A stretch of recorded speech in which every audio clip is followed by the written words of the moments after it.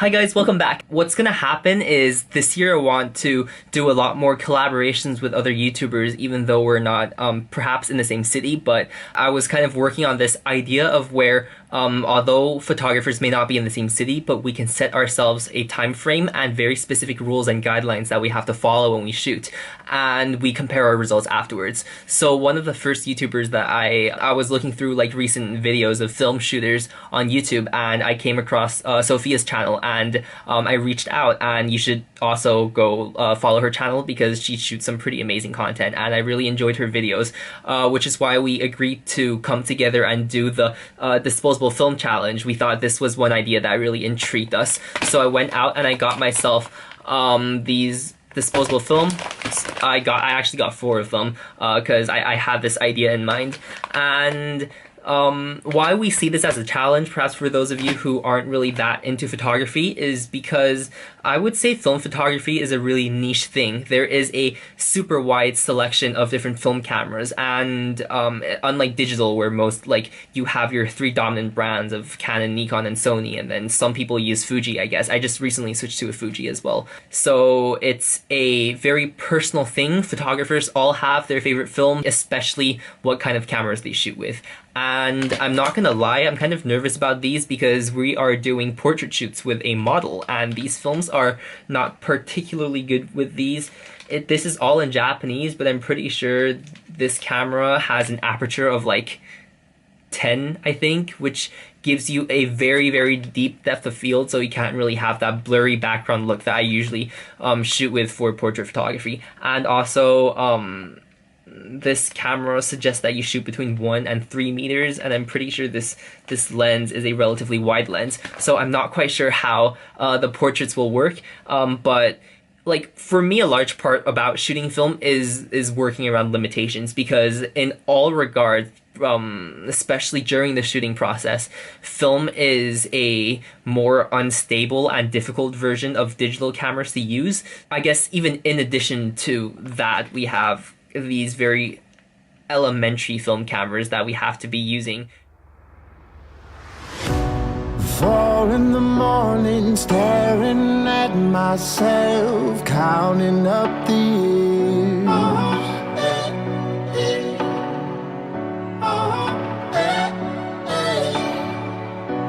Standing in the doorway, moments before with my hopes and fears.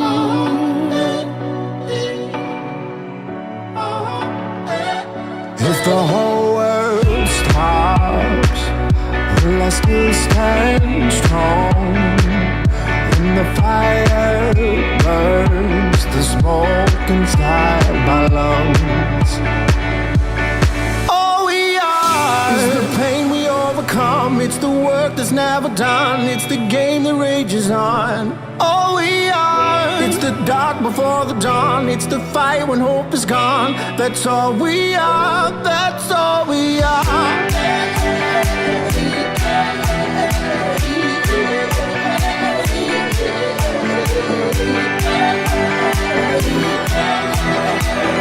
That's all we are, that's all we are.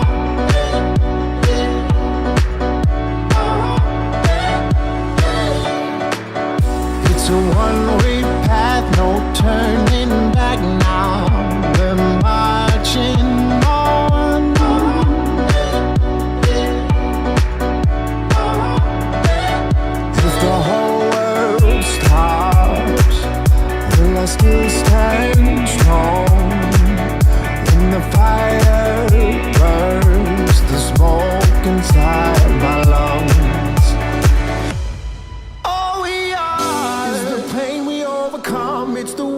never done. It's the game that rages on. All we are. It's the dark before the dawn. It's the fight when hope is gone. That's all we are. That's all we are.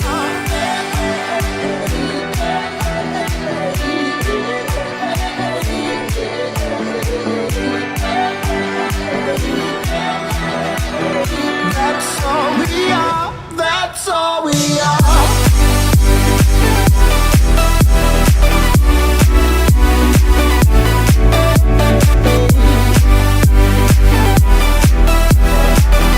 That's all we are. That's all we are.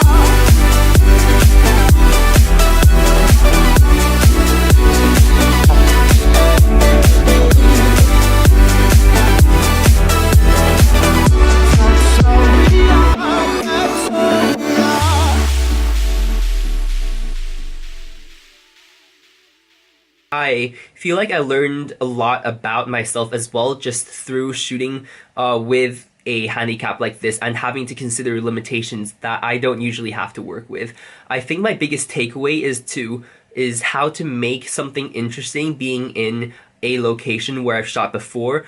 M50 is a art park that's in Shanghai, and I've shot here quite often. This is probably my third or fourth shoot here, but I'm still pretty surprised to see how much new and quirky shots that I can milk out of this location. And I think that's one thing that film camera taught me, to make things more interesting even if they are not. In retrospect, I think I should have played to my camera's limitations a little bit more. Knowing that this camera is something like f10 or f12, I should have probably not shot my subject from a very far distance, because that way a lot of the details are lost in some of my photos, and it's just more about the composition more than my subject. And I think I could have done that better. I think overall I'm still pretty happy with my shoot. I have a few photographs that I feel like I'm pretty proud of and that I can have on my Instagram feed, which is kind of my bar line, my standard for what's